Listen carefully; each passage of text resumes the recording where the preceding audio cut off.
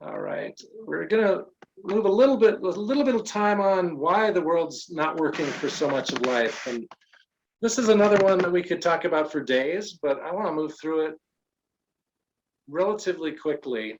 And you can certainly do your own research. You probably have done your own research, but I'm going to share what I've found in all the reading and talking I've done and invite reactions to that. So for me, I think there's two systems failures. One, which we just alluded to, is internal systems failure in each of us in our culture.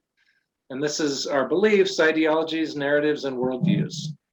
And I want to share a few quotes from books that I've read, and you don't need to write down these books. I will share them with the references at the end.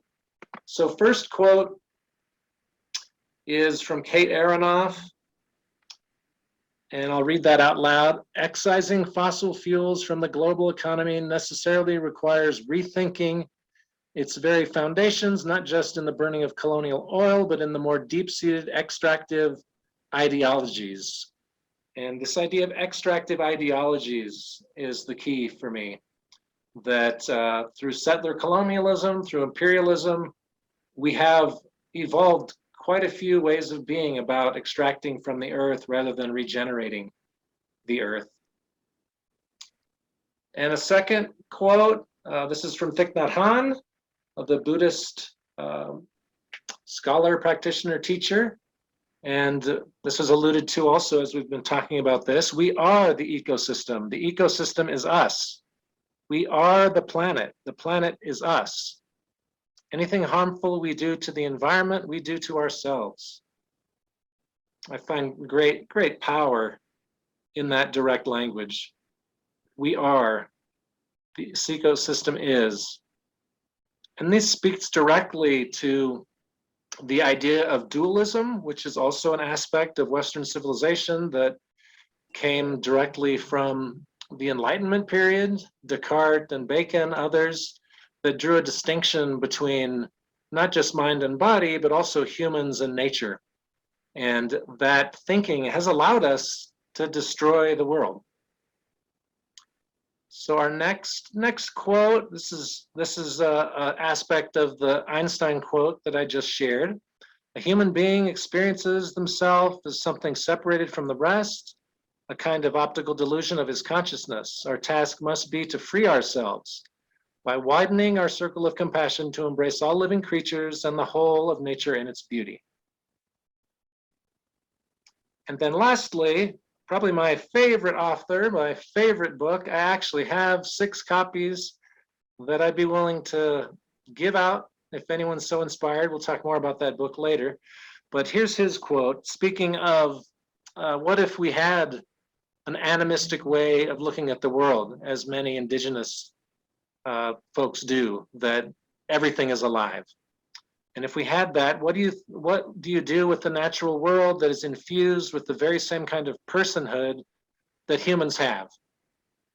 So again, this is pointing to certain ideologies that if they were the dominant narrative, we wouldn't be living the way we are.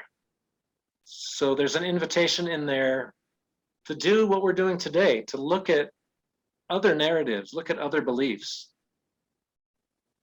And I'll just open it up to any questions, any questions about those particular quotes or this idea of internal systems failure. Katie, would you like to share? Oh, just that I'm most like just kind of stimulated by and curious about this next step, which is, I imagine, here we are talking about internal systems failures, and we can see that, ways of thinking and ways of framing the world that put humans as separate and put some power over others simply doesn't work. And I find that when I get really stuck in critiquing and mourning, or even just becoming aware of internal systems failures and not external, that's where I get a little bit stuck, is to be able to move to change the external system and probably requires internal systems change. And it just seems so big. So that's where it's like, okay, so wow, what's he going to propose we do next? Uh-oh. Yeah, thanks, Katie. I mean, I think it's important to speak frequently in a discussion like this about the difficulty of what we might undertake, and that we're looking at ideologies and internal and external systems that have been operating as they have for hundreds of years. So yeah, it's a big ask. And I think perhaps one of the kind of best wordings of it I've heard is from Robin Wall Kimmerer in Braiding Sweetgrass that Dave and I just started. And it's this idea of restoriation, that if there's history, we need to restory things. And her argument is to restory along an animistic view, that all beings matter. And if we have a different story, then we're going to have a different system, because our current system doesn't work with that story.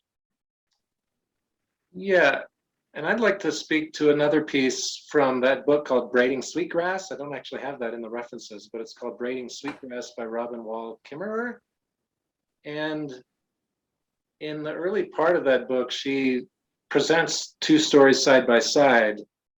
The biblical creation story, where Adam and Eve are booted out of paradise and given dominion over animals and life, and the Sky Woman story from her tribal background, where the woman, the creator, comes from the earth and is of the earth.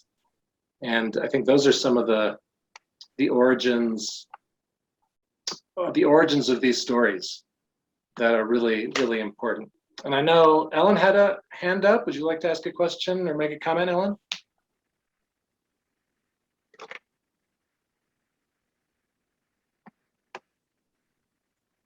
I think for me, what I see is a lot of people want to change. They see poverty, what they call as poverty, say in Africa or South America along the Amazon, where you see tribes. I mean, there's tribes of people all over that have been living a life that is their way of living.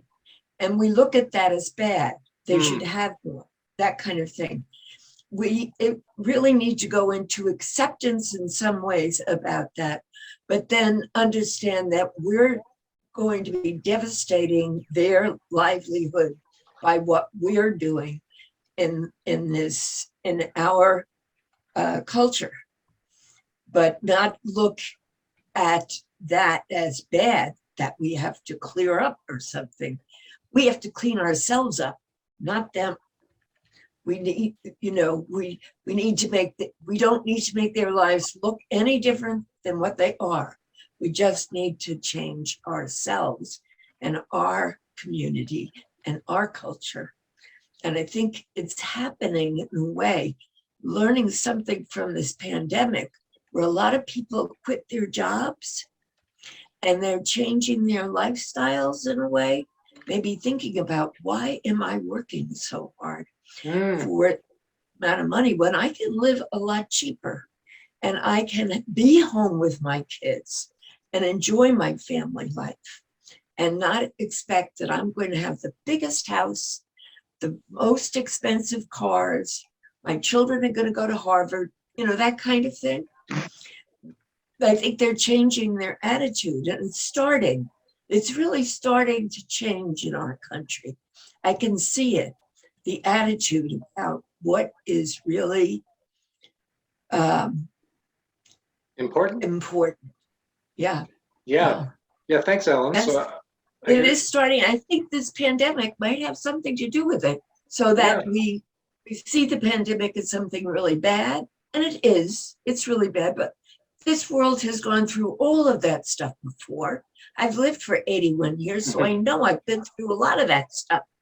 But this pandemic is teaching people they might want to look a different way at life.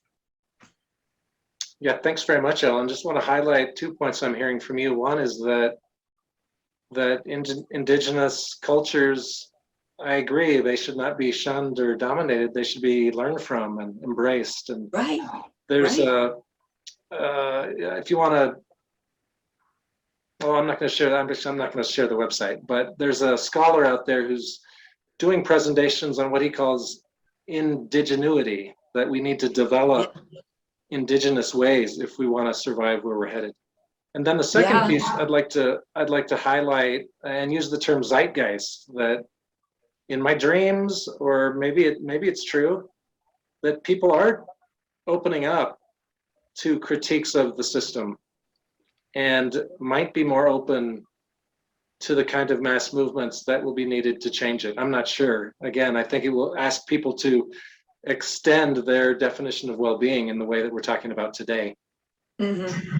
All right, so did I have time for another short comment if anyone has one? Okay, Barb, yeah. Yeah, I just wanted to share this book with you. I put it in a chat, but it's called Climate: A News Story Oh, neat. by Charles Eisenstadt and Eisenstein.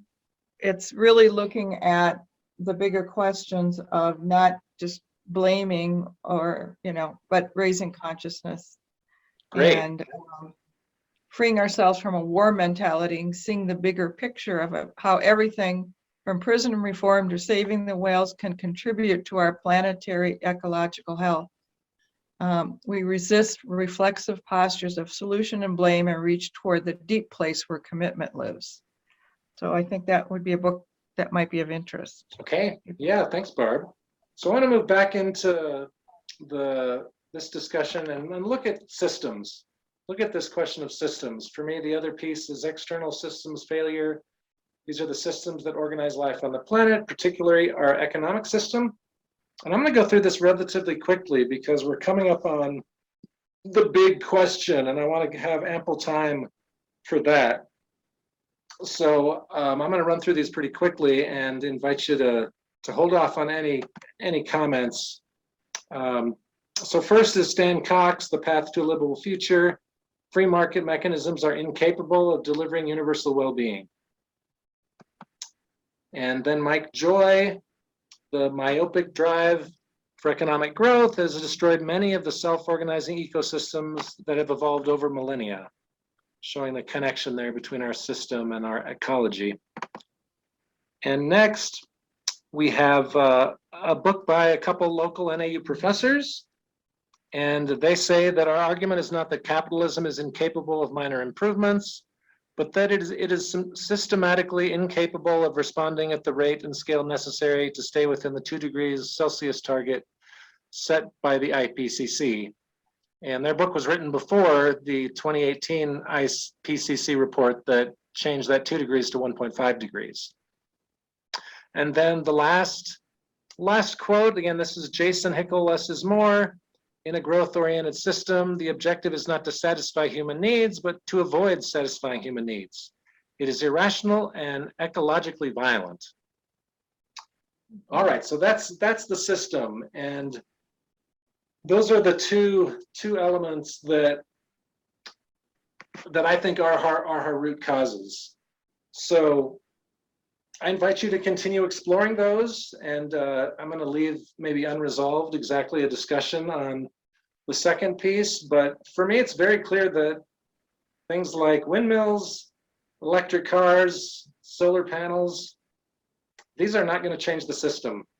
If the system keeps going and economic growth continues, it doesn't matter if it's fueled by fossil fuels, by solar, by wind, by hydro, we're still going to have the problems that we're having. The question is, how do we slow economic growth? A big element.